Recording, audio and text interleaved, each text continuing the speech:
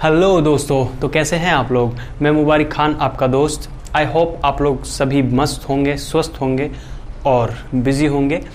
And तो guys आज हम पढ़ने वाले हैं रेट्रोपेरिटोनियल ऑर्गन के बारे में। रेट्रोपेरिटोनियल ऑर्गन मतलब पेरिटोनियम के पीछे वाले ऑर्गन। पेरिटोनियम के पीछे कौन कौन से ऑर्गन होते हैं उनके बारे में हम बेसिकली आज जानने वाले हैं। तो रेट्रोपेरिटोनियल ऑर्गन कौन कौन से होते हैं इसको जानने से पहले हमें ये जानना ज़रूरी है कि पेरिटोनियम क्या होता है। तो पेरिटोनियम सिंपली अपन को पता होना चाहिए कि पेरिटोनियम एक कवरिंग होती है हमारे एब्डोमिनल कैविटी के ऑर्गन की। जैसे कि कोई भी किसी भी चीज़ की एक कवरिंग होती है, उसी तरह से हमारे ऑर्गन जो एब्डोमिनल कैविटी में जितने भी ऑर्गन होते हैं उनको कवर करने के लिए एक सिंपल कवरिंग होती है, उसी को अपन बोलते हैं पेरिटोनियम। तो अब जानते हैं कि उसके पीछे पीछे कौन कौन से ऑर्गन पाए जाते हैं। तो इसके लिए मैं आपको एक सिंपल ट्रिक बता रहा हूं, वो ट्रिक आपको याद रखनी है। उस एक सिंपल नाम है, उसको आपको याद रखना है, जिससे आपके सारे डाउट क्लियर हो जाएंगे और आप आसानी से उस सारे ऑर्गन्स के नाम को याद रख सकते हो कि कौन कौन से ऑर्गन इस कैविटी में आते हैं। तो सिंपल दो वर्ड याद रखने आपको, एक होता है सेड, एक होता है पुकर। ठीक है, तो मैं इनको वर्टिकल लिख रहा हूं, SAD सेड हो गया। एंड इधर लिख रहा हूं मैं पुकर, PUCKER।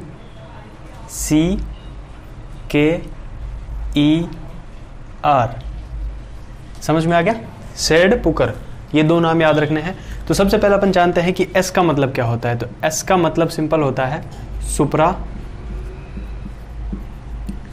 Renal gland.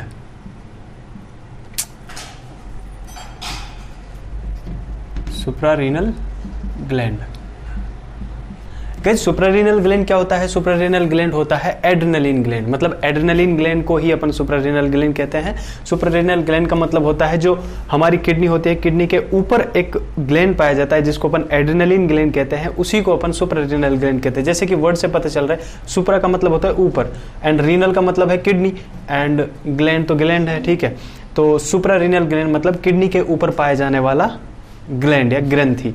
तो इसको बोलते हैं अपन। ये भी कहाँ पे आता है? ये रेट्रोपेरिटोनियल होता है, पेरिटोनियम के पीछे पाया जाता है। ठीक है, उसके बाद में आता है ए का मतलब होता है abdominal aorta and inferior vena cava.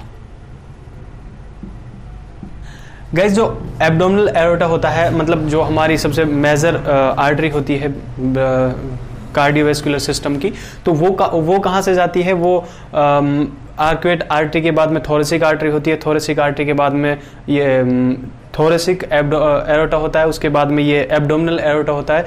तो जो एब्डोमिनल एओर्टा होता है वो कहाँ पे होता है? वो रेट्रोपेरिटोनियल होता है। मतलब पेरिटोनियल कैविटी के अंदर से नहीं जाता है, वो पीछे से जाता है। ठीक है, एंड इंफीरियर वेना केवा जो होती है वो हमारे बॉडी के जो डीऑक्सीजनेटेड ब्लड होता है उसको कैरी करके लेके आती है, तो वो भी पीछे से ही आती है। तो ये दोनों कहाँ पे होते हैं? रेट्रोपेरिटोनियल होते हैं। उसके बाद में आता है डी का मतलब होता है ड्यूडिनम। ड्यूडिनम गाइस देखो, ड्यूडिनम जो है इसके चार पार्ट होते हैं, D1, D2, D3 and D4। ठीक है, D1, D2, D3, D4 ये इस तरह से होता है, सी शेप की होती है ड्यूडिनम। ठीक है, तो इस तरह से कुछ इसका स्ट्रक्चर होता है। ये होता है D1, ये होता है D2, यहाँ पे होता है D3 एंड यहाँ पे होता है D4। तो गाइस जो ये दो पार्ट है ना इसके, ये वाले D2 एंड D3, ये दोनों पार्ट कहाँ पे होता है? ये दो पार्ट होते हैं रेट्रोपेरिटोनियल में। मतलब जो एक है D1 है और D4 है, ये पेरिटोनियम के अंदर होते हैं, और D2 एंड D3 ये दोनों कहाँ पे होते हैं? रेट्रोपेरिटोनियल होते हैं, मतलब पेरिटोनियम के पीछे की साइड में होते हैं। अब बात करते हैं अपन पी की। पी का मतलब होता है पैंक्रियाज। वैसे तो पैंक्रियाज एक ग्लैंड होती है हमारे GIT की, ये भी रेट्रोपेरिटोनियल होती है, लेकिन इसमें एक वर्ड याद रखना है, एक्सेप्ट टेल। इसका मतलब है कि जो पैंक्रियाज है ये पूरी की पूरी कहां पे होती है, रेट्रोपेरिटोनियल, मतलब पेरिटोनियम के पीछे। लेकिन एक्सेप्ट टेल, टेल नहीं होती है इसकी पेरिटोनियम के पीछे, टेल इसकी पेरिटोनियम के अंदर होती है। मतलब पूरी की पूरी तो कहां पे है, रेट्रोपेरिटोनियल, लेकिन इसकी जो पूंछ होती है, जो इसकी टेल होती है, वो अंदर आ जाती है, ठीक है, पेरिटोनियम के अंदर। उसके बाद में आता है यू, यू का मतलब होता है यूरेटर्स। जो किडनी के यूरेटर्स होते हैं, किडनी से निकल कर जाने वाले पाइप जो यूरिनरी ब्लैडर में जाते हैं, वो जो यूरेटर होते हैं वो भी कहाँ पे होते हैं, रेट्रोपेरिटोनियल होते हैं, लेकिन अपर पार्ट होता है ओनली इनका।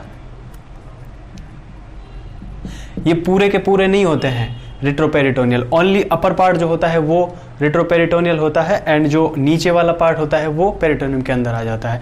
उसके बाद में आता है सी, सी का मतलब होता है कोलोन।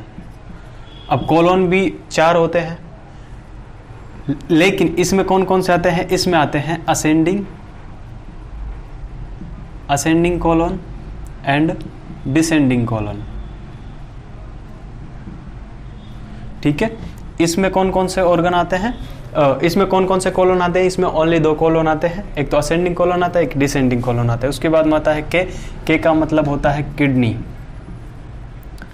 सिंपल जो किडनीज होती हैं, अब अपन ने यहाँ पे पढ़ा सुप्रारीनल ग्लैंड, अगर सुप्रारीनल ग्लैंड पेरिटोनियम के पीछे है तो सिंपल जब रेट्रोपेरिटोनियल वो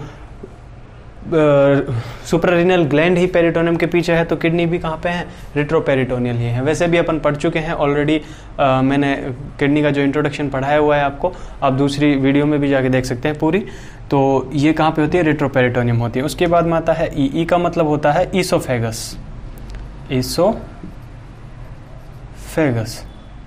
ईसोफेगस का भी पूरी की पूरी ईसोफेगस भी नहीं होती है रेट्रोपेरिटोनियम में, क्योंकि ईसोफेगस आधी से ज्यादा तो ऊपर ही होती है अपनी थोरेसिक कैविटी में, तो पेरिटोनियल कैविटी में होती ही नहीं है। ओनली इसका जो नीचे वाला पार्ट होता है, मतलब lower part, only lower part जो डायफ्राम से नीचे जाता है, और वो पार्ट रेट्रोपेरिटोनियम होता है, ठीक है। Lower part of the oesophagus, वो भी कहाँ पे होता है, रेट्रोपेरिटोनियम। उसके बाद में आता है आर, आर का मतलब होता है रेक्टम। तो जो रेक्टम है ये भी रेट्रोपेरिटोनियल में होता है। तो आप चाहे तो इसका स्क्रीनशॉट ले सकते हैं, आप देख सकते हैं। ये ओनली ये 2 ट्रिक याद रखनी है आपको। आई होप कि ये सारी चीज़ें आपको क्लियर होंगी, एंड अगर क्लियर है तो प्लीज़ लाइक करें, शेयर करें एंड सब्सक्राइब करें, सपोर्ट करें। Thank you so much for watching this video. Thank you, take care, bye.